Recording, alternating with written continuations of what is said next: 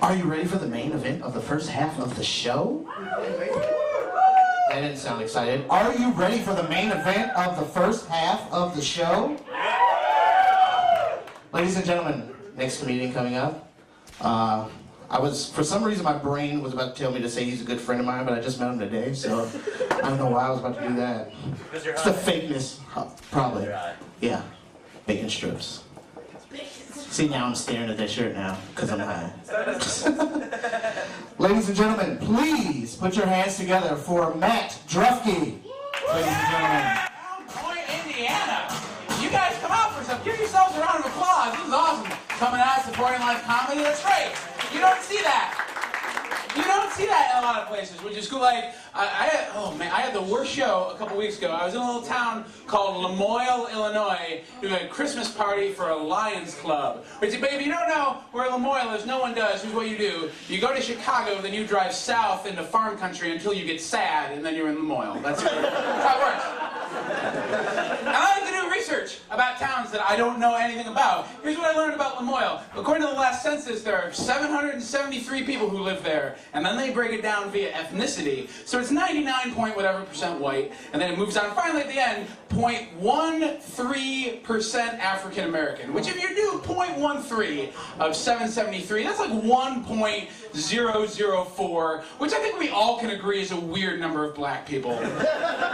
So let's round down. Let's say 1. So I mentioned that. 773. 1 black person in the town. Honest God, 80-year-old member of the Lions Club stands up and backs like, oh, you mean Tim? Okay,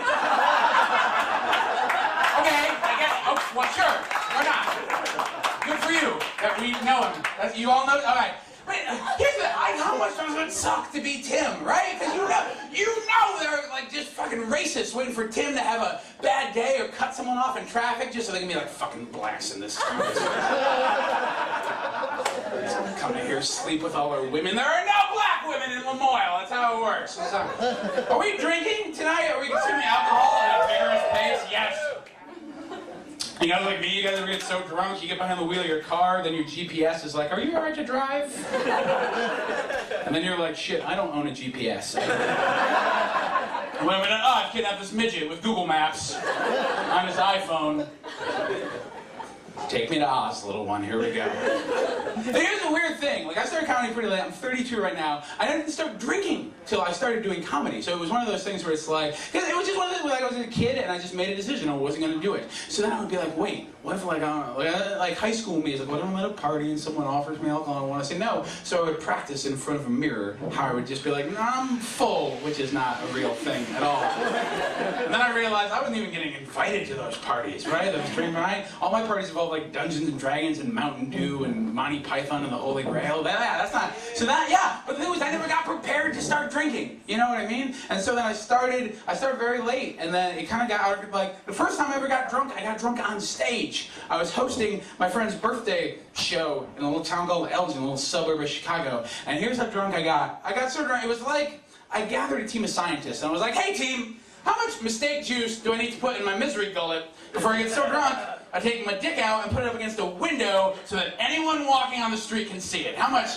do I need? By the way, answer, not as much as you think. Not really that much at all. Really, like, I don't know what your number is, but we all know that number. Like, go into your head to like that kind of dark place where you're like, this is how much alcohol it takes for me to publicly embarrass myself in front of everyone. Give me, divide that by about 9, and that's where I am, right? Like, I'm on my first glass of wine, I'm doing all right. 2 more glasses later, I'm driving home with some of you with just my dick against your neck. Jethro Tull song comes on the radio, I'm just playing you back on the xylophone. That's how that works. That's how it works. Nice.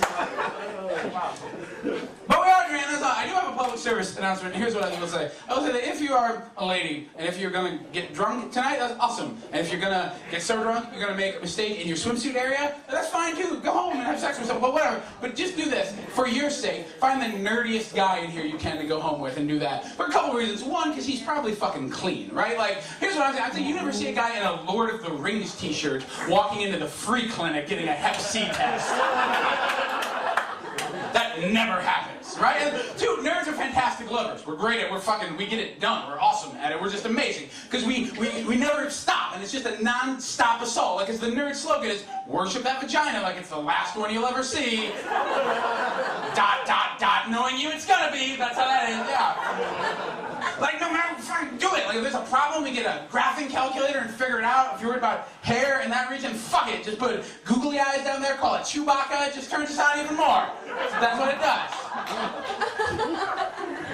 I'm a big nerd, and that's awesome, right? Because you, like, there's that mentality, there's that nerd way of thinking. I was watching TV, I was going through the little, like, the program guide on my TV. I got super excited when there was Wizards versus Warriors on. I got less excited when it was a basketball game. That's what that pissed me off. All right, so it's a new year, and we all have things we want to do, even if we don't call them resolutions. We all have goals we want to get. Like last year, I did a real good goal. Last year, I lost 50 pounds last year, which is awesome. Thank you. Thank you. And people are like, Matt, you must have amazing willpower and resolve. No, I take a pill. I take a little pill, and it makes me thin. It's awesome. It's called Phentermine. And here's what it does. I take one in the morning. It's a metabolism booster, so my heart gets racing real fast. But there are fucking dangerous side effects, like my jaw. I'll like start kind of twitching sometimes. My mouth gets real dry. I get dizzy. I get a little nauseous, which is how you lose weight. You're afraid you're gonna have a heart attack at any moment. You're like, I'm gonna die right now. That's how it works. I went to the doctor because I thought I had sleep apnea. And he's like, well, you could lose some weight. Here's a prescription for Phentermine, which is just, that's all he did. No, he just kind of looked me over and like, well, you're not solving this on your own, fatty. Here's pills and science. That's how.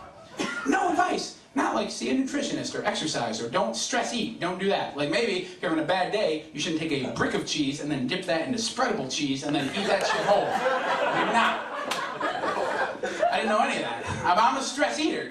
All right, my favorite stress eating story, my most epic stress eating story is the worst comedy show I've ever done. And let's talk about it right now. Last November, I had to do comedy in Platteville, Wisconsin, which is a fucking terrible little town. It's just horrible. It's god-awful. But like the night started well. Like I always go into some place wanting to be excited and wanting to do good. And I show up to this place. There's an all-you-can-eat buffet for the audience and the comics, and I have a plate. I'm feeling good. Walk into this beautiful showroom. It seats 200 people. They talk about how they sell out every week. My week, 7 people. 7 people. And here's why. Because they booked me first week in November, which in Wisconsin is the start of hunting season. And that's where everyone is. If you've never been to Wisconsin, they do 2 things. They hunt and they wait to hunt. And that's their lives. And the college is right there, so I don't know what they're hunting, liberal arts majors or whatever. See a kid with an English 101 book, you just hear, duck, faggot, and then buckshot.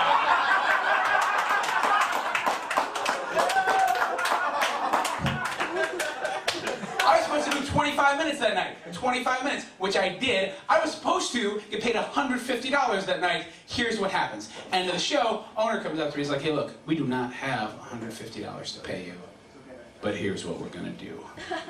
We're gonna give you half the money. And you remember that all-you-can-eat buffet, we're gonna open that back up for you. Have whatever you want. Which is, because like, I wasn't even the headliner of that show. There were other comics on the bill. And I don't know if they all got that offer or if I just appeared more prone to accept an all-you-can-eat buffet. Which I did, by the way, and it was awesome. I just stormed right into the kitchen, walked right past the styrofoam, grabbed the china, just declared, this is mine, and just walked up, loaded everything up, got in the car, started to drive away. But now here's the thing. Remember, this is a stress eating story. I've got a 3.5-hour drive. I needed that extra $75.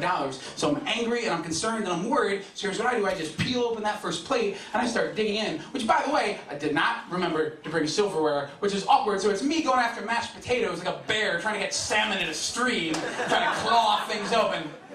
I finished that first plate in something like 6 minutes. Now I have 2 more plates, and I'm still angry, I'm still stressed, but now that food's starting to get cold, and I'll be goddamned if I'm gonna eat cold plates when I'm stress eating. So you just need an idea. Here's what I'll tell you what I did by saying this. If you ever want to see the most surprised you will ever see someone, it is the expression on the 80-year-old black woman when at 2 in the morning in a gas station in north central Illinois when this walks in, shirt untucked, stains galore, demands to know where the microwave is. Then upon being told this gas station has no microwave, just kicks the door open yelling, this is bullshit! I thought I lived in America! Which is not an applicable statement. Only then later to open the door and ask where the nearest microwave accessible gas station is.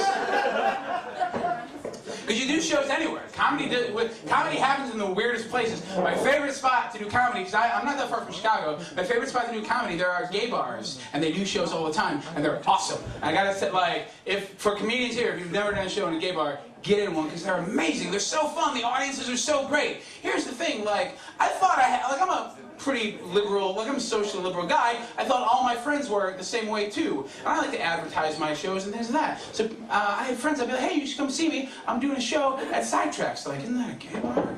I'm like, yeah, but it's okay. We all go together, right? But people just get so afraid by that kind of stuff. Don't be. Like, just be who you are. Be yourself. Like, I kill at gay bars because I just am who I am. I'm this kind of weird, dumpy, awkward guy, right? Just be yourself. I kill at gay bars because I know what this is. I'm just a chubby straight guy that likes sex with ladies. Like, weird, free, like, with a leg in the... All right, like, here's the thing. If my wife knew half the things I had wanted to do to her, she would not let me have done any of the pre-approved things I needed a lawyer and a notary for.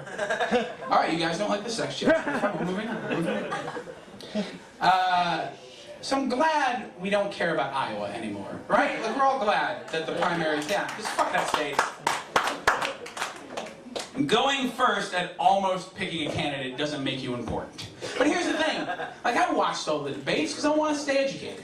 And that's the one thing I'm going to tell. It's like, we got to know who we're going to vote for. Because there's a big election, and it's very important. And the only advice I give to you guys is just read something. Figure out who you want to vote for that agrees with the shit you agree with and vote for them. Because you'll see so many people try and fuck things around. Like, during all those debates, there were all these kind of polls that had nothing to do with the issues. Like Fox and MSNBC just being like, what candidate seems the most likable or the funniest or who you want to have a beer with. That doesn't mean jack shit, all right? Like, I'm funny and likable. You want to have a beer with me, I should not be president. You know what I mean? Like, your commander-in-chief should not be the guy who, when the check engine light goes on his car, just fixes that problem by removing the fuse for the check engine light. That's not...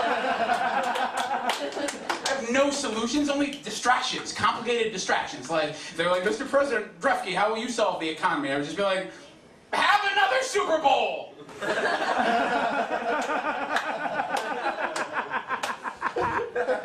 And the worst is, and you hear it more and more now, and Fox does it a moment where they're like, what Republican candidate will curry the vote of the Tea Party? And look, I genuinely don't care what you guys believe in politically, unless you support the Tea Party, in which case I hope you light on fire and die. Like, that's all I'm gonna say. That's all I have to say. Because fuck you guys. Like, here's the thing. I didn't mind the Tea Party, and then they started becoming real assholes in my personal life. Like, I live in a little suburb of Chicago, and I live across the street from something called Sun City, which is a retirement compound, I guess they call it. Whatever old white people do when they vote against schools, wherever they go. That's where this is. And they had a Tea Party rally at a gas station I frequent. They gave me a little brochure.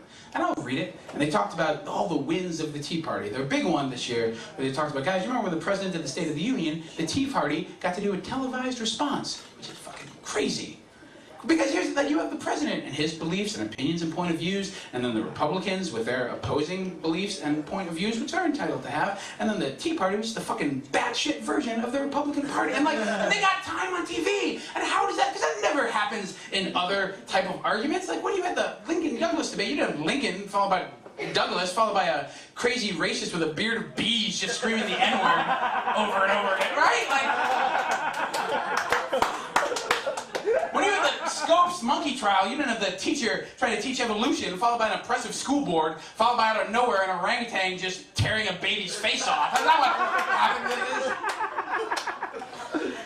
And they gotta change the name. They gotta change the name. Because they're not like the Tea Party. That's an offensive name. It's offensive to the legitimate American patriots who did honest to God amazing things, like tyranny against evil. Like, fuck, that's great. Like, that was amazing. And this is just white people yelling. Like, if Thomas Jefferson somehow took a time machine to today, and so at a Tea Party rally, he would ride to that rally on the bear that he owned and muzzled and rode around his estate. Go to a rally, grab the quill he used to sign the Declaration of Independence, stab everyone in the heart, then immediately complain about the lack of black pussy. That's what he would do. That's what he would do. Guys, Thomas Jefferson rode a bear. Do you not understand? Like, that's the point of that joke. I should, like, you not know, like, the guy on the nickel, our third president, rode a bear around, like a horse or large dog. That's what he did. Like, here's how thinking about that, I was trying to think what the modern equivalent of riding a bear was. What what Barack Obama could do today that would be as awesome as Thomas Jefferson riding a bear in 1790, whatever. You guys want to know what he could do? He could ride a fucking bear! That's what he could. The coolness equivalent of riding a bear, flatline, and it's always awesome, all the time. Which doesn't happen with anything else, because everything evolves and changes different, you know what I mean? Like communication and transportation. Sex has changed. Like sex, this thing that everyone wants and needs and pursues and leads men to fucking war and invention and women to red wine and Jason Mraz albums. Sex has changed. Riding a bear, still riding a bear. Thomas Jefferson, best American ever, that's what I say.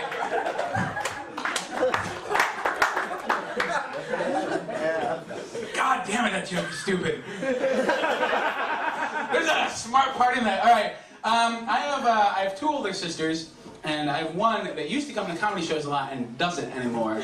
And it's fine. Like we talked about it. And here's the thing: like she doesn't mind that I talk a little about sex. She doesn't mind that I curse. But she might do a lot of stuff like.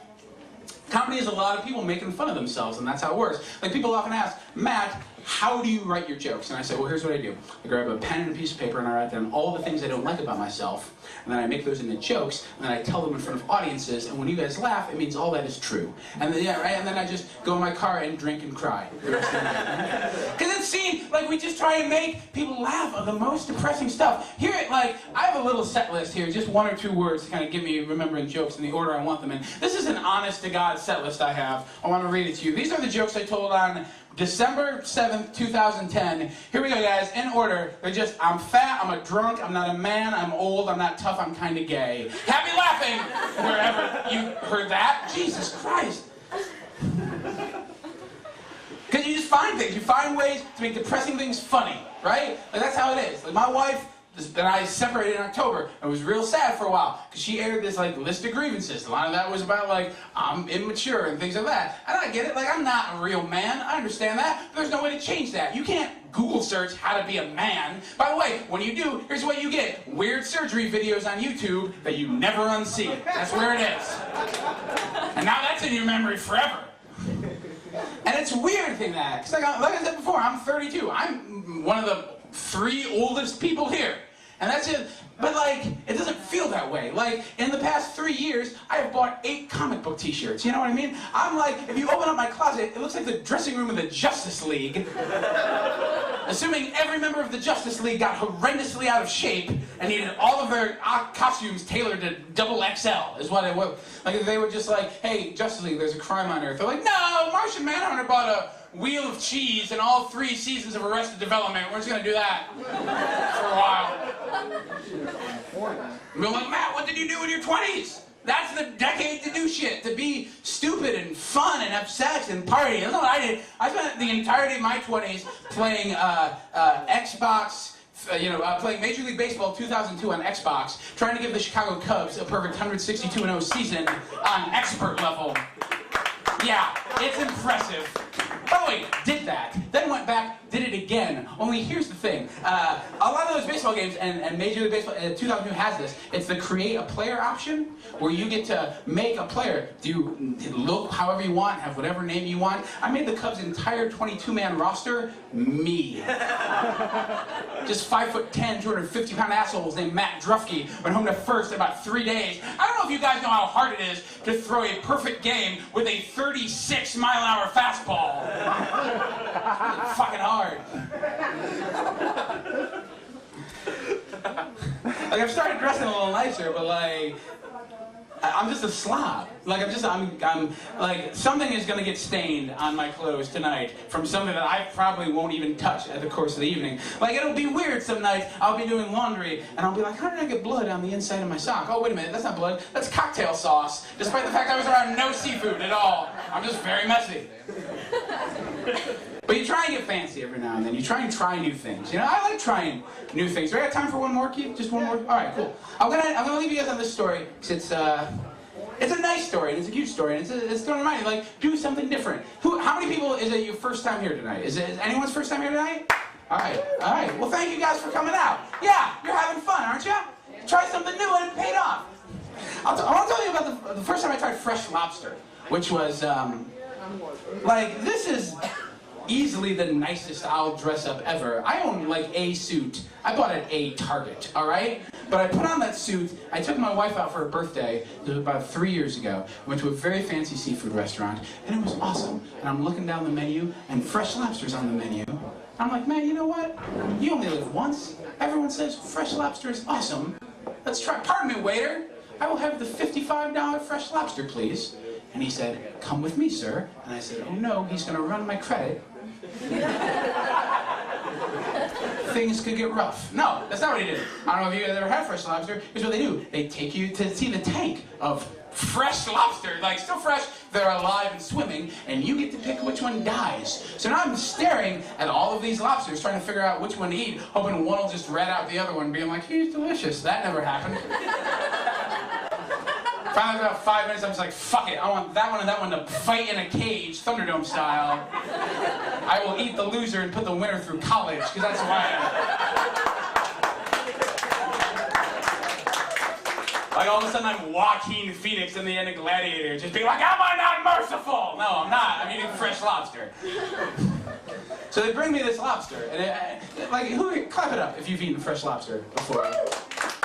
Some people love it. It was okay, it was all right. Like I had a sandwich today, that was just as good, right? And then my wife proceeds to tell me how they make fresh lobster. How lobster is being live and swimming in a tank to sitting on your plate. You were kind of saying it a little bit in the back there. Okay, yeah, that's the noise. I didn't realize I had my own sound effect team here. Jesus Christ. Here's how they do it. If you don't know, you take a live lobster, and you get a boiling pot of water, you just throw the lobster until it boils live. Like you hear it scream. You hear it scream. By the way, if that's too cruel for you, here's what some chefs consider the more humane method. You take a live lobster, you find the biggest cutting board you can, throw it on there, grab a cleaver, and stab it in the face till you hear it, scream. Then you have a dead lobster. And again, fresh lobster is at best okay. Now I am not saying how much an animal suffers should equal how delicious it is. But that is exactly what I'm saying, right? Like, here's what I'm saying. I'm saying if after the show, you guys like it, we want to go to a meal or go to the fanciest steakhouse in Crown Point. Is there like a Sizzler around here? I'm not sure.